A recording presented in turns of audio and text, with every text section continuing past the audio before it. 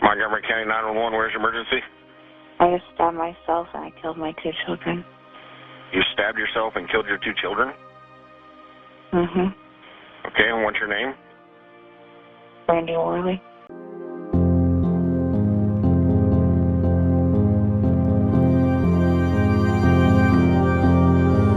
Behind me, another me.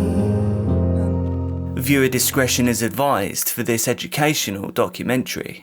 Welcome back to CASE Documentaries. I bring you true crime, disturbing stories and other things that you may later regret knowing, with regular uploads every week. Please do join the quickly growing, incredibly supportive CASE family by hitting subscribe now and turning on notifications. Thank you so much to all of my patrons. If your name is on screen right now, then you're a legend. Let's get straight into today's CASE. Our love and respect goes out to all those that were affected by this troubling case. Jason Worley married the love of his life, Brandi, in 2009. He was a software engineer and a self-proclaimed geek. Brandi was a free spirit and a great mom to their 2 kids, 7-year-old Tyler and 3-year-old Charlie. The family lived in Darlington, Indiana, and were as happy as any family could be. Or at least that's what it looked like from the outside.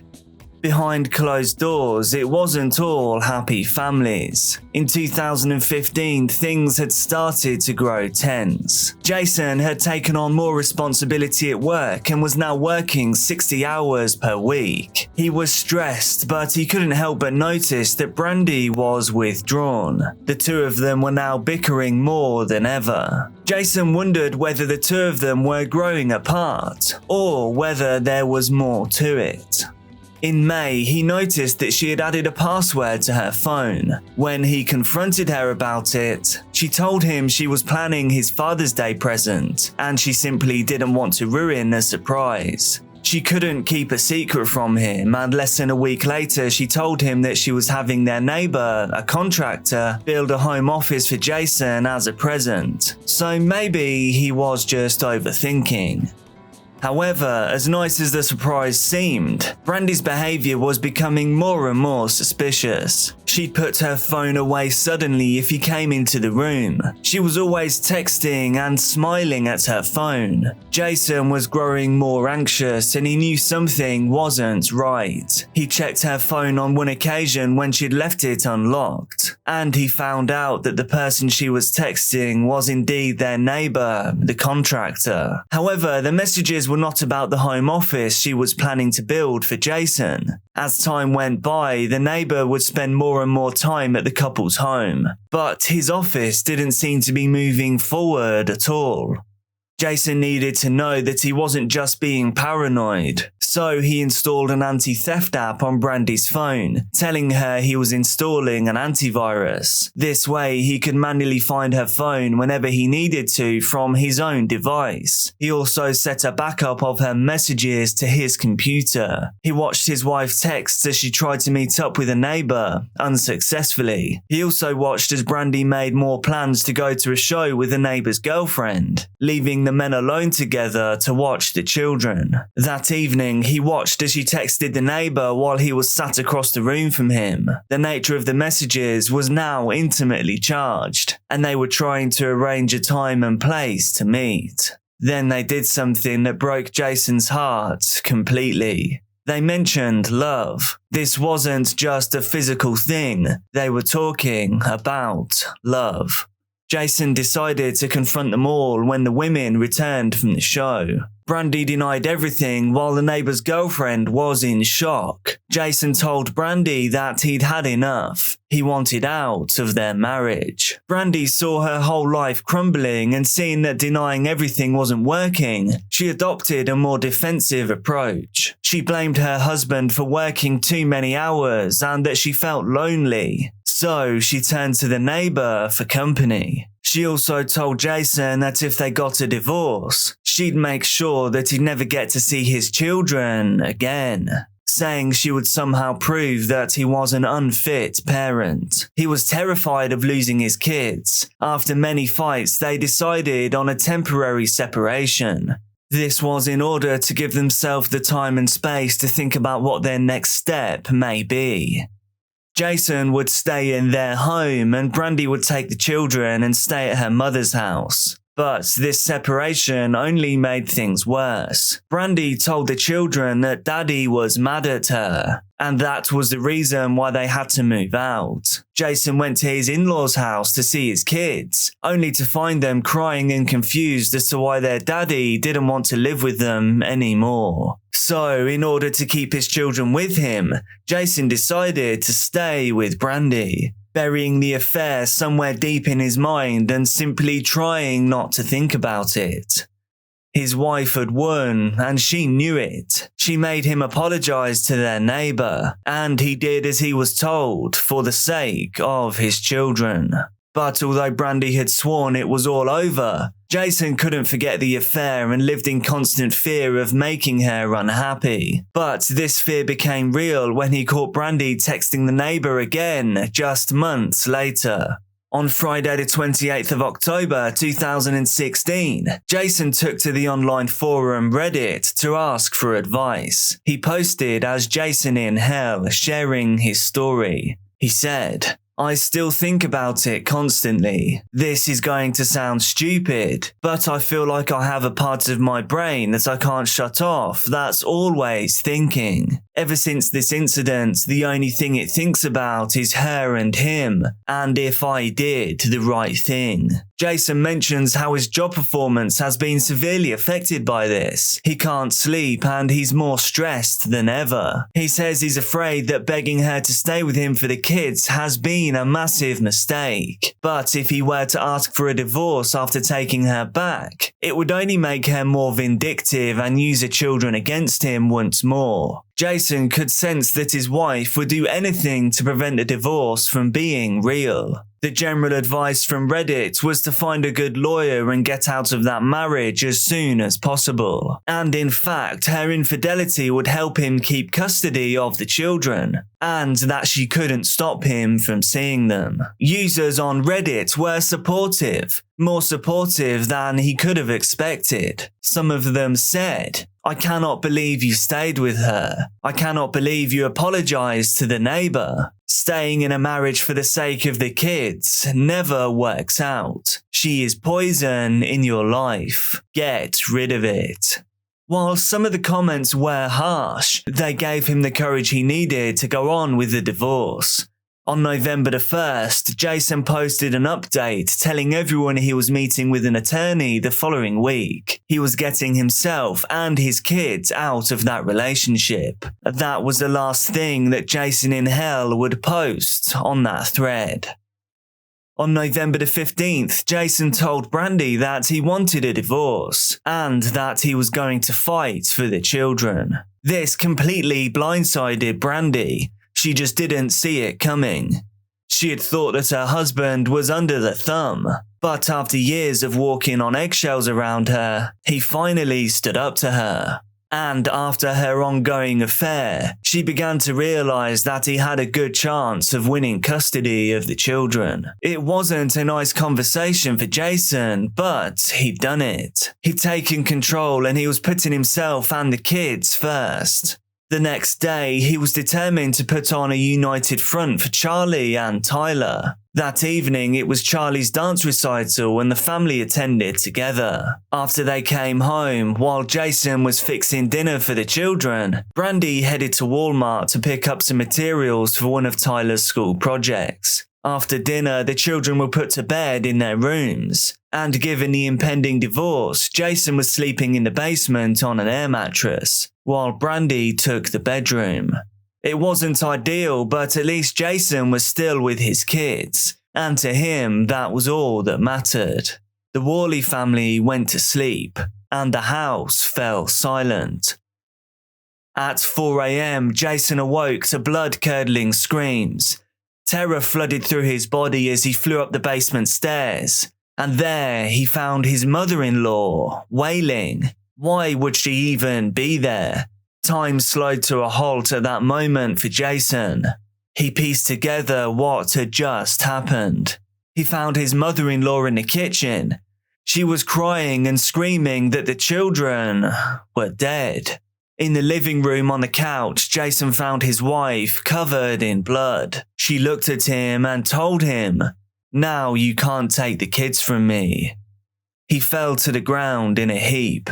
Emergency services arrived at 4:30 a.m., but there was nothing they could do to save Tyler and Charlie. Their own mother had ended both of their lives.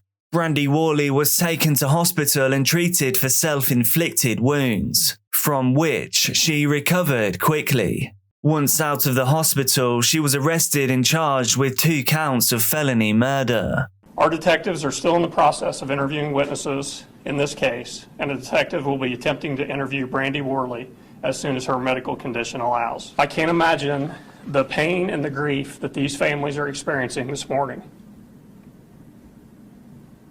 Please keep these families in your thoughts and prayers. This is extremely unusual. We are not used to dealing with things like this. I also had a chance to meet with a woman who lives around the block from Brandi Worley, and she wanted to point out that she helped the children just a couple of days ago make a birthday card for their mom, and here's a copy of that card. I hope you can see it. It says, "Happy birthday, Mommy," from Tyler and Charlie, and inside is this inscription: "You're so special, Mommy. If ever any mommy was loved a whole bunch, you must know who it is. Just bet you do. And if ever any wish was filled with hugs and kisses, this is. And Mommy, you can bet they're all for you. Happy birthday, Tyler and Charlie." It was always a really good family. I mean, you couldn't ask for better people. Our son's best friend, and she watched our children, and we always got along. I don't see this side of Brandi. She was a great person. Investigators desperately tried to piece together the early hours of the morning to find answers, and Brandi gave them all the answers that they needed. Sometime in the middle of the night, Brandi woke up her son. She told him they were having a sleepover in Charlie's room and led him to his sister's bedroom. On the way, she had also grabbed the sharp implement that she'd bought from Walmart earlier that evening. She wasn't there for school supplies. She was there purchasing a murder weapon. Charlie was fast asleep in her bed, and when Tyler got into the room, his mother stabbed him in the neck multiple times. As she was doing that, Charlie woke up and asked her what was happening. It was dark and she couldn't see very well. Brandi told her to go back to sleep. But just a few moments later, she did the same to her. While her 2 children bled out in front of her, Brandi attempted to take her life with the same sharp implement. Badly injured and heavily affected by a large dose of Benadryl that she had allegedly taken, Brandi then called her mother and told her what she'd done. Her mother panicked and told her she would be there as soon as she could. While she waited, a hauntingly emotionless Brandi called 911. This is that call. Montgomery County 911, where's your emergency? Darlington. Hey, what's going on there? I just stabbed myself and I killed my 2 children. You stabbed yourself and killed your 2 children? Mm-hmm. Okay, and what's your name? Brandi Worley. Brandi what? Worley. Okay. How do you spell your last name? Worley. And where are the children at? In my daughter's room on the floor. In your daughter's room on the floor? Okay.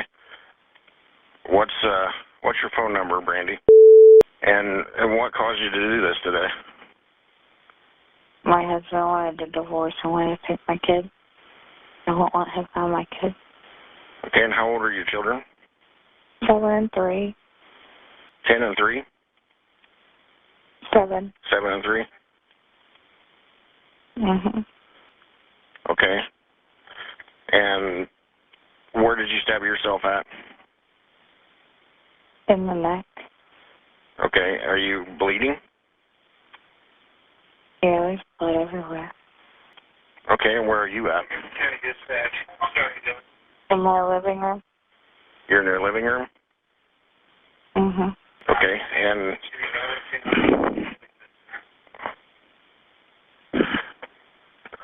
are you armed now with a knife still? No, it's in my children's room. Hello? Yeah. Okay, where's your husband at? Downstairs somewhere. Okay, what's his condition? I don't know. I haven't talked to him. And when you say downstairs, is he in a basement or? Yeah. Okay, what's his name? Jason. Is what? Jason. Nathan? Jason. Jason? Jason Worley? Yeah. Okay. And do you have any other weapons with you? Yeah. No. No? Okay. And what are you feeling right now? I mean, you're tired? Are you where? Yeah. I took a lot of Benadryl. You took a lot of Benadryl? Yeah. Okay. Okay. And is there anyone else in the residence besides your children and you and your husband?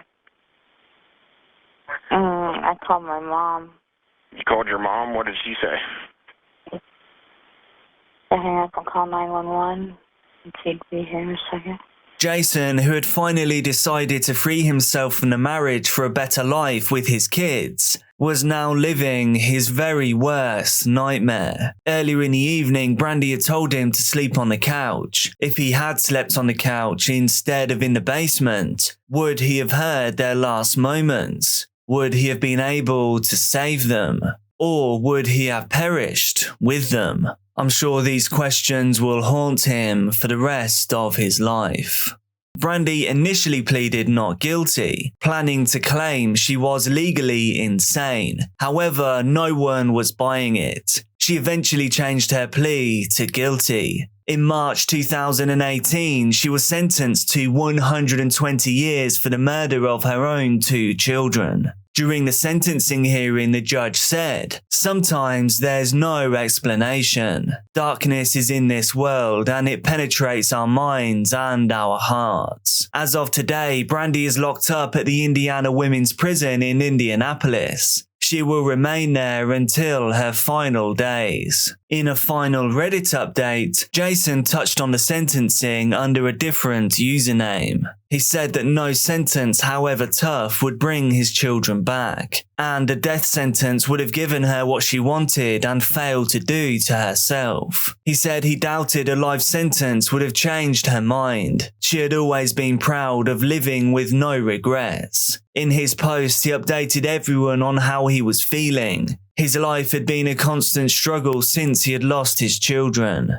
He turned to alcohol and even contemplated ending his own time on this planet over the tragedy. With the help of his family and friends, he's coping and moving forward every day. He now considers himself to be doing well. Do you think the punishment fits the crime here? What do you think could be done to avoid something like this happening again in the future? Let me know down in the comments. Be careful out there and I'll see you soon.